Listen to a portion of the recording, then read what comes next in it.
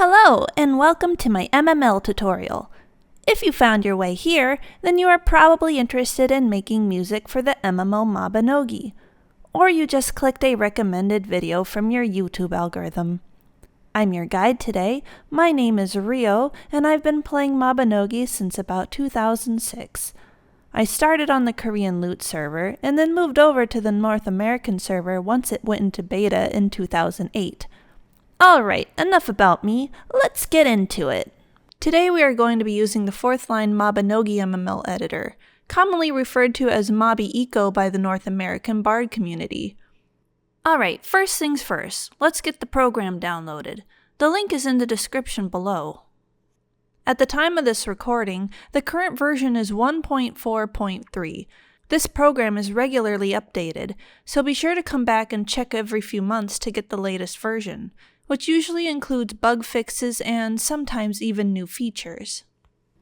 Once you're on the website, you will notice two download options. I like to go for the zip file. I find that easiest to manage. Once downloaded, you're going to want to extract all of the files to a folder you can easily find them in. I like to put them in my music folder where I keep the rest of my MML related files. Alright, now that we have the program up, I'm going to open an example song and go over a few basic functions before we start making anything. This program works very much like a standard MIDI editor, where the notes are drawn into a grid, this area up here, and edited from there. Unlike a standard MIDI editor, this program specifically is designed to translate the notes in the grid directly to the MML code that Mabinogi needs to play back your music. We'll go more into that later, but you can see the code down here. We're going to start by going over some workspace settings so you can adjust the grid to your liking. Under Setup, we have the Look and Feel. This is where you can change between light and dark mode. I prefer light mode because it's easiest to see the notes over the bright background. Next, we have Scale Display, also under Setup. This will allow you to change the grid to different scales. The default is C major and A minor. This isn't really an important setting you need to worry about, but I wanted to point it out since you may find it useful if you are transcribing from sheet music. Last, we have Note Height. This will adjust how tall the notes appear on the grid.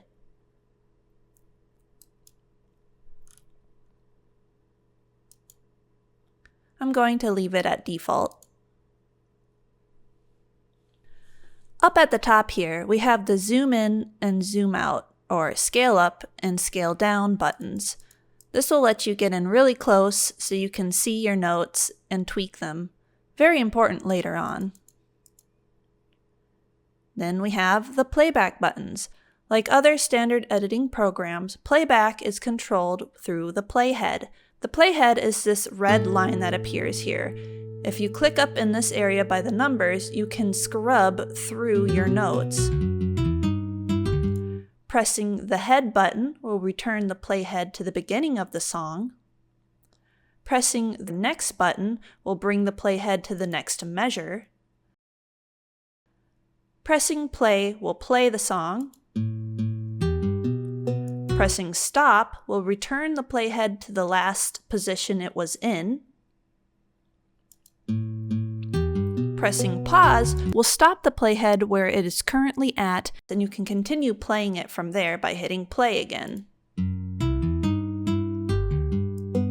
Spacebar also works as the play button. Alright, now that we've gone through some basic functions, let's actually start making a song. I've opened a brand new file so we can get started. First, I want to change my instrument. If I go down here to this menu, I can pull up all the instruments currently available in Mabinogi. If a new instrument were to come out, you can bet that they would update it in the next version of the program. I'm going to select ukulele and click. Now I am set to ukulele. Before I put any notes down, I want to quick talk about octaves. An octave is the interval between one musical pitch, or simply put, where the music scale goes up or down a pitch. You can hear the scale repeat, but the pitch changes.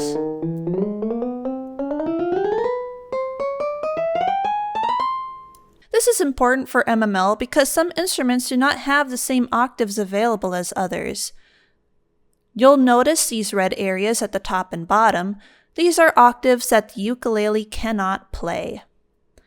If I switch to a different instrument, say the piano, you'll see that they shift because the piano has way more octaves available than the ukulele.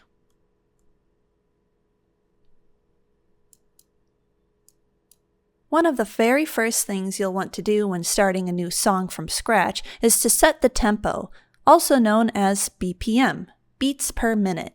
You add a tempo by right-clicking in the top area and selecting Insert Tempo. This is usually done at the start of a measure. We're going to do it right at the 0 mark. The tempo is set to 120 BPM by default, and this is the speed at which your song will play in-game if you do not specify a different tempo.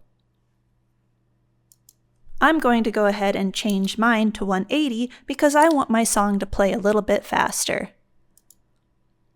You can always edit this later by right-clicking the tempo and clicking Edit Tempo. You can also delete the tempo.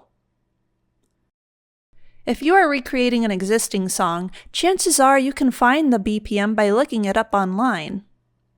Wherever you set the tempo, everything playing afterwards will be at that tempo. So if your song has a tempo shift later, you can add a new tempo by repeating the steps. Everything after that new tempo will play at that speed. Quick tip, Ctrl-Z will undo the last action that you did. You can also go to Edit and undo or redo. Ctrl-Y will redo the action.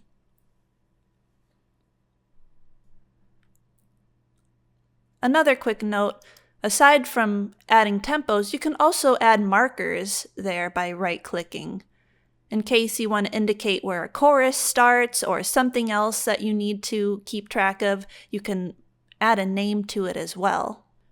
Another thing you can do by right-clicking is adding a time signature. This is an important feature, especially if you are writing directly from sheet music, because the sheet music might not be in the standard 4/4 time. You can change it to the time signature that you need, and it will adjust the grid accordingly. We're going to keep it at the standard 4/4. I find that the cleanest and easiest to work with for most songs. Okay, let's actually put some notes down. Since the default time signature is 4/4, that means there are 4 beats per measure. Or you can think of it as 4 quarter notes per measure. By default, your note length is set to quarter notes, and you can see that up here in this window. Whatever note length this window is set to will determine the smallest note length you can currently write on the grid. So when I left-click, a quarter note is placed. Even though the smallest note length is set to a quarter note, you can still drag that note longer. You can go to the edge here and wait for your cursor to change and drag. Or, when you place the note down, continue to drag as you click. Now I have a whole note. You can also drag to change the note. When it is yellow, it is selected, and if you need to delete the note, you can press Delete on your keyboard. You can also go up to Edit and Delete. If you'd like to put down a note that's shorter than a quarter note, you can go to the drop-down and select a shorter note. An eighth note is half the length of a quarter note, so you see that it only fills half of the column. But you can still drag out from there to create a quarter note, a half note, a whole note, etc.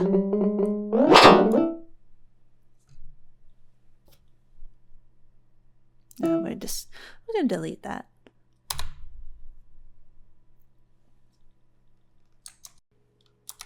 Alright, so I'm going to start by making a little bass line for my song, so I'm going to start putting in some notes.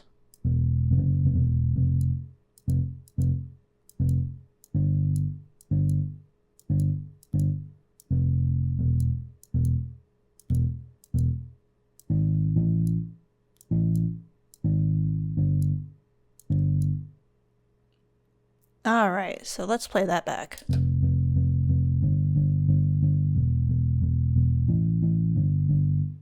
Cool, so I want this bass line to repeat a few times, so I'm going to copy and paste the notes. The first quick way to highlight a bunch of notes is to right-click in a blank area and drag to highlight the notes that you want.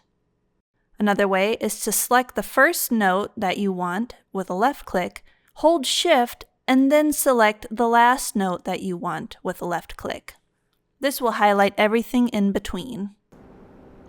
You can also right-click a note and select all after or before the selected note, or all notes of the same pitch. Another way is if you want to just select a few notes, you can hold down Control and left-click the specific notes that you want. Or if you want to select all of the active notes, you can Control A and it'll select everything. Control All.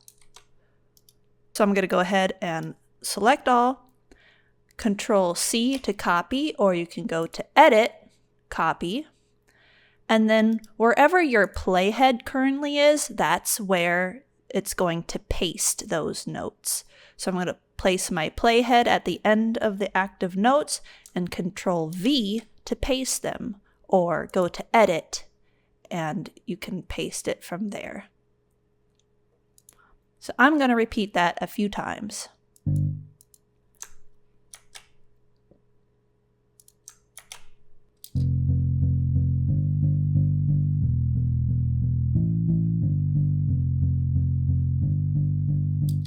All right, I know I want to change this part here for later.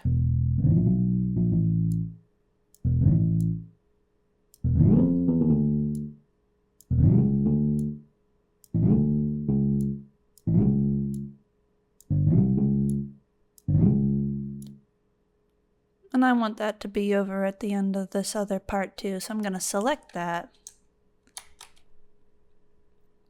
Put my playhead here where I want it to be.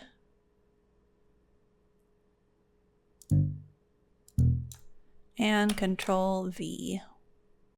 When you write or paste new notes, they're going to replace whatever was currently there. Okay, so now I have my bass line down. I want this to be a jam song with multiple instruments playing. I'm going to add another track by going up to Track, Add Track, and then this one is going to be my piano. So I'll go ahead and change that to piano. Under the Track menu, you can go to Track Property and change the track name. I like to change this to the name of the instrument being used on that track. This helps keep things really organized. Another feature I want to point out while we're in here is the pan position.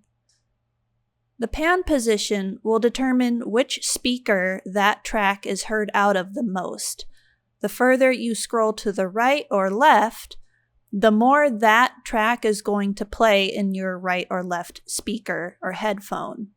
This really isn't as important when you're first starting out, but later, when you start to utilize Mabinogi's spatial sound and try to place instruments on stage, this is helpful to kind of determine what speaker they're going to be heard out of the most.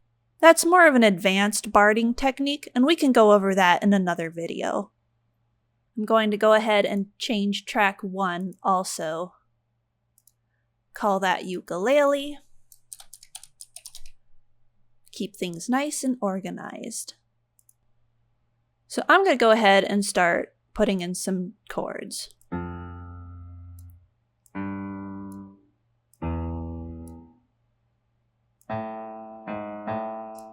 If you're at all familiar with writing to scrolls in Mabinogi, or have at least looked at the in-game composing feature, you've noticed that there are 3 lines of code per instrument, or at least most instruments.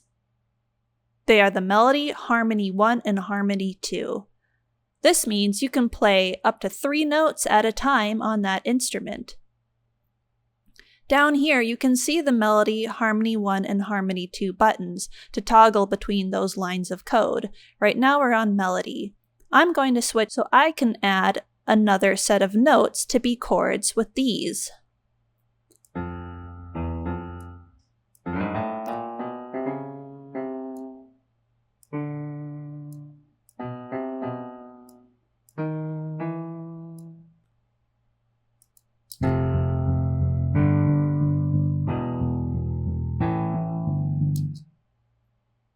That sounds pretty nice.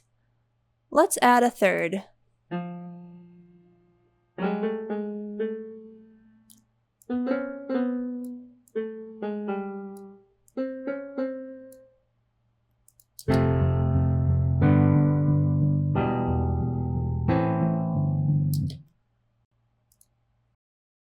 Alright, that sounds pretty cool so far. Now you can kind of see that it's overlapping our bass line. It's going to get pretty jumbled the more instruments we add. So up here, you can determine what you see visually on the grid by clicking this drop-down menu. Right now we have all tracks selected, so it's showing both of our tracks. If you go to active, it will only show the track that you currently have selected, so the piano.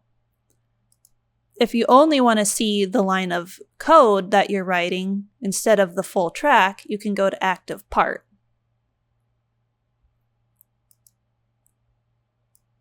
I'm going to keep it on active track so we just see the piano. Now what if I only want to hear the piano?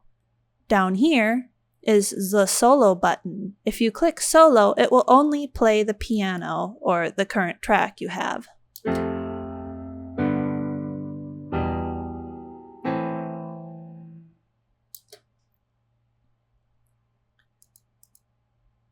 You can also hit all to turn both tracks back on,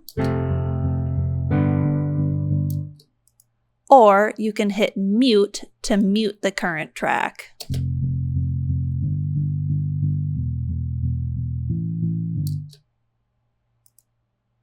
going to keep it on all because I want to hear both playing at the same time. And since our bass line pretty much repeats, I'm going to do the same thing, copy paste all of the parts from our chords.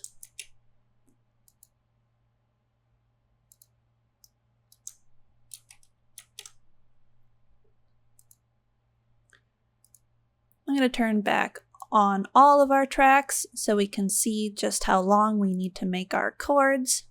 All right, next I'm going to add another track for the melody. I think I want this one to be, let's do a harp. We can always change it later. Add the harp, track property, name it to harp. All right, we're all set. Now, I know my melody starts a measure before everything starts, but everything is already at the very beginning of the grid. That's where these buttons up here come in. We have the insert measure, which will add a measure. We have remove a measure, which will remove a measure. Insert one beat, which will add a quarter note, or remove one beat. Wherever you place your playhead, that's where the measure or beat will be added or subtracted from. So I'm going to go ahead and set this to 0 and insert a measure. One thing you will want to note is that your tempo is also going to move one measure. So we're going to want to put that back. That kind of needs to go back there. So I'm going to insert the tempo, 180, hit OK, and we don't need it here again, so I'm going delete that one. All right, well, let's go ahead and add our melody.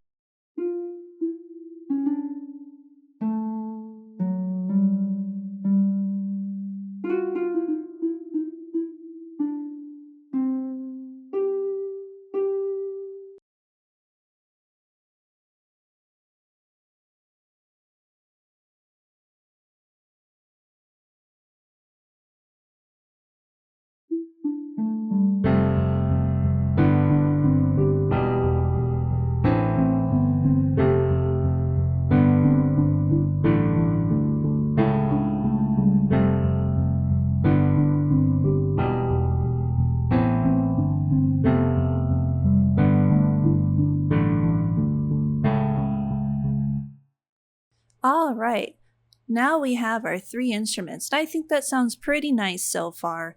However, they're all the same volume, and it's kind of hard to hear the harp over the other instruments. So now let's go and do some volume adjusting, or velocity as it's called in the program.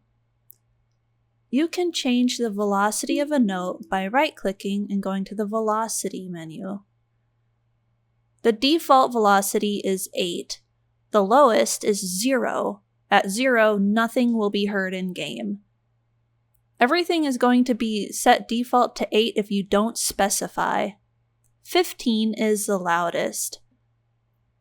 I'm going to go to 15 since this is the main melody. You have 2 options. You can either apply it, which will apply the velocity to that note and all notes following it will be at that velocity, or you can apply it to the selected note, so only the note that you clicked will play at that velocity. We want to hit apply so that all notes following it will be at that velocity. If you'd like to see what each note has set for its velocity individually, you can go up to Setup and turn on Show All Velocity. So you can see all of my harp notes are set to volume 15. Or velocity 15. That's going to get pretty jumbled, so I don't like to keep that on. An easier way to keep track of your volume/velocity is to go to Setup and turn on the Velocity Editor. The velocities are represented by these bars, and you can see on the left side here where the volume is set to. Since we have these set to 15, the bar is amped all the way to the top. You can also click up above the bar until this little arrow appears and then drag to change the velocity of that individual note. You see here, if I change this one down to, let's say, 12, and apply it to the selected note, only that note is going to change to 12. So now that this is set up to 15, I'm going to adjust my other instruments. I want my chords to be loud but not as loud as the main melody, so I'm going to set them to 10. I will have to do this for each line of code. So if I set this one to 10, I'm going to apply it so that it applies to all notes. Everything following this note will be the same velocity.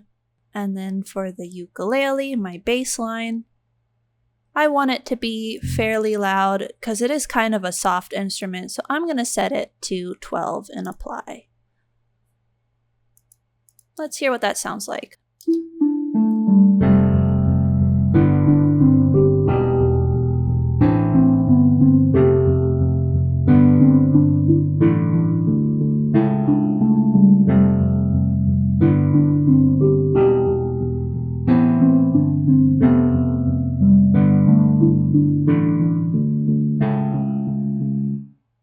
One more feature I'd like to point out regarding velocities is under Edit, there is a Change Velocity of Multiple Tracks option.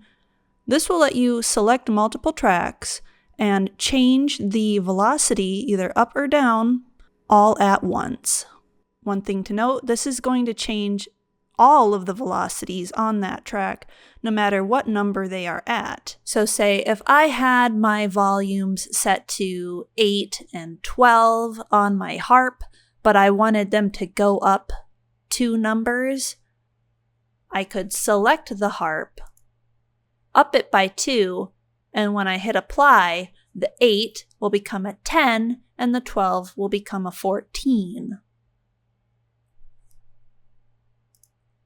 Or say I wanted to do that to the piano and the ukulele. I decided that they weren't loud enough and I wanted them to be bumped up a little bit. I could select both of those and then change the number and apply. Just a neat little feature I wanted to point out. Another tool I wanted to point out is the Transpose tool. You'll find it under Edit. This is going to move every note of your song either up or down a pitch. If you put in the amount of 12, that's going to move it up 12 notes, which is an entire octave. Add a negative symbol before the number to go down. Why is this important? Well, when I mentioned before that some instruments don't have the same octaves available, this is an easy way to adjust your song to play on different instruments. Later on, when you have more complicated songs or you are importing from MIDI, etc., you might find that useful. So I wanted to point it out. It exists. Alright, lastly, I'm going to add one more track. I'm going to do some drums.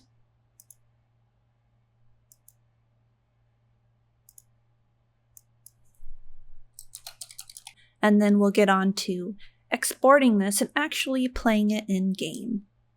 Now, if you want to easily share this with someone, you can go to File and Wave Out. What this is going to do is it's going to save the song as a WAV file. That way you can share it over Discord or post it, somewhere else. Basically, it's saving it as a sound file. Once you hit start, it's going to play through the song. And then once it finishes, it will automatically save to wherever you just set it to.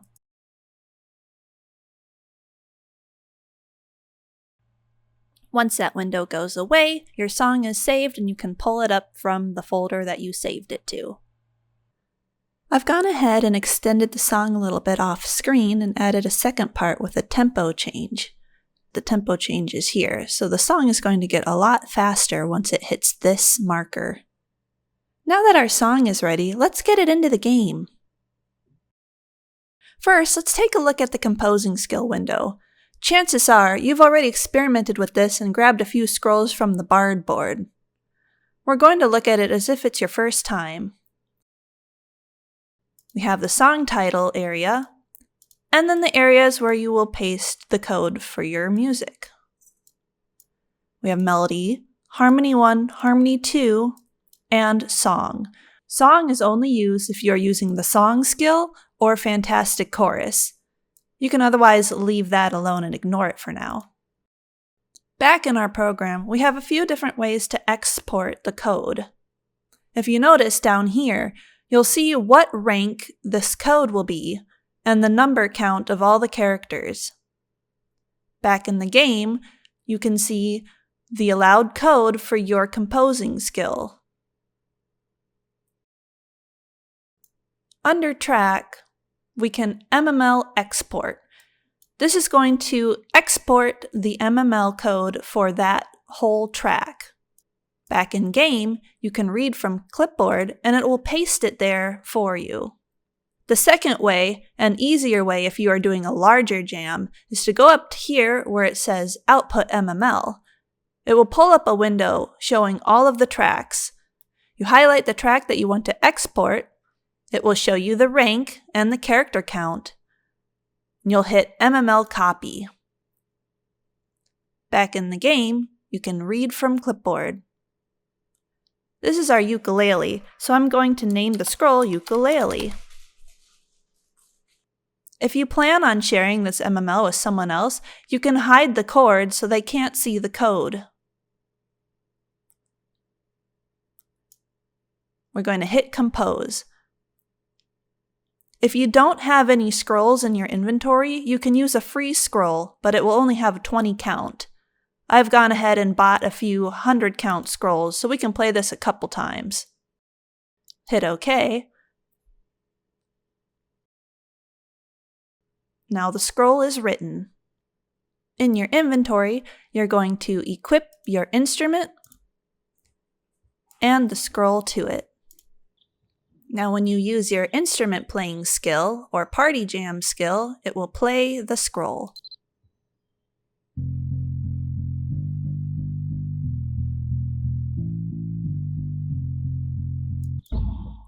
Another neat little feature I'd like to point out is in the Output MML, there's actually an option to split the scroll if it's too big for just one scroll. This is to be used with the music folios from the Musical Math Dungeon. If you see on this track, it is way over the composing limit. So I'm going to split copy, and this will divide it up into multiple scrolls. So then, like normal, you'll hit the MML copy button, write the scroll,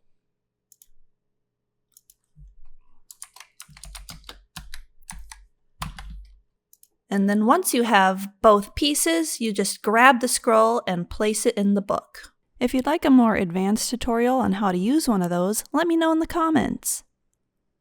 After you get all of your scrolls composed, you can hand them out in game and start a party jam. Now let's listen to the final product.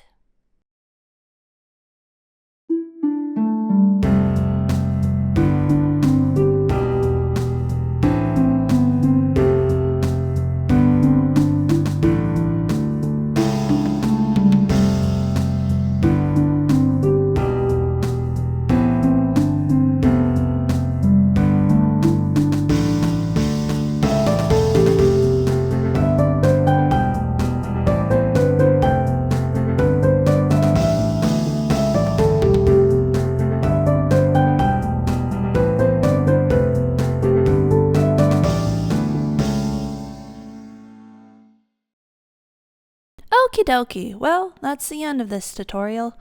If you have any questions or would like to see a tutorial on anything else MML related, please let me know in the comments down below.